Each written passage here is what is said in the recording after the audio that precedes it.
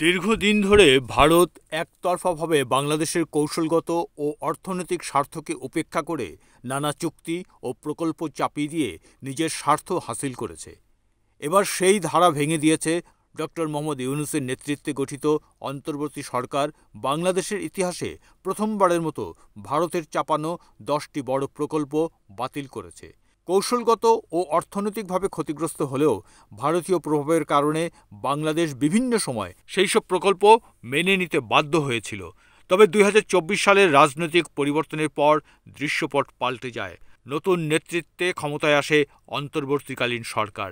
দায়িত্ব নিয়েই নতুন সরকার জানিয়ে দেয়, দেশের স্বার্থবিরোধী কোনো প্রকল্প আর চলবে না। আর এই ঘোষণার পরই সরকার একযোগে ভারতের সঙ্গে সম্পৃক্ত বেশ কিছু প্রকল্প বাতিল করার সিদ্ধান্ত নেয়।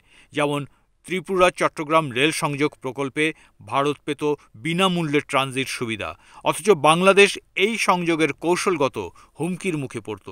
অভয়পুর আখাউড়া রেলপথ প্রকল্পে ভারতের সামরিক ও বাণিজ্যিক পণ্য পরিবহনের সুবিধা থাকলেও বাংলাদেশ কোনো কৌশলগত লাভ পেত না। আশুগঞ্জ আগরতলা করিডর, ফেনী নদী জল ব্যবস্থাপনা, কুশিয়ারা নদীর পানি বন্টন, সড়ক ও নৌপথ উন্নয়ন প্রকল্প, এমনকি ফারাক্কাবাদ সংস্কার সহ মোট 10টি প্রকল্প সরাসরি ভারতের স্বার্থে পরিচালিত হচ্ছিল। সবচেয়ে আলোচিত ছিল চট্টগ্রাম ও মংলা বন্দর ব্যবহারের চুক্তি। ভারতের উদ্দেশ্য ছিল এই দুটি কৌশলগত বন্দরকে একচেটিয়া ব্যবহার নিশ্চিত করা। সরকার এই প্রকল্প বাতিল করে জানিয়ে দেয়, কোনো দেশের জন্য বাংলাদেশের কৌশলগত স্থাপনা একচেটিয়া ব্যবহারের অধিকার দেওয়া হবে না।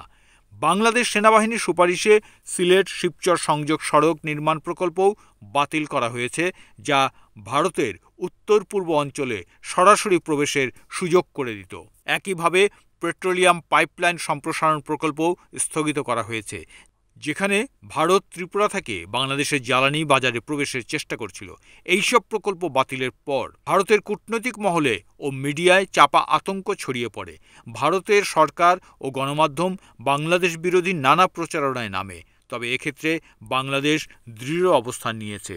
বাংলাদেশের স্বার্থবিরোধী কোনো প্রকল্প আর বাস্তবায়ন হবে না। এই সাহসী সিদ্ধান্তের ফলে বাংলাদেশ নতুন করে তার কৌশলগত স্বাধীনতা ও জাতীয় স্বার্থ রক্ষার ক্ষেত্রে এক যুগান্তকারী দৃষ্টান্ত স্থাপন করল। এই সিদ্ধান্তের ফলে ভারতীয় প্রশাসনে ব্যাপক প্রতিক্রিয়া দেখা যায়।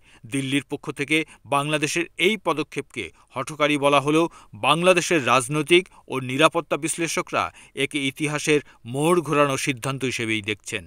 বিশ্লেষকরা বলছেন, বাংলাদেশের এই পদক্ষেপ শুধু একটি রাষ্ট্র হিসেবে আত্মমর্যাদার প্রতিফলনই নয়, বরং দক্ষিণ এশিয়ার ভূ রাজনীতিতেও বড় পরিবর্তনের বার্তা দিচ্ছে।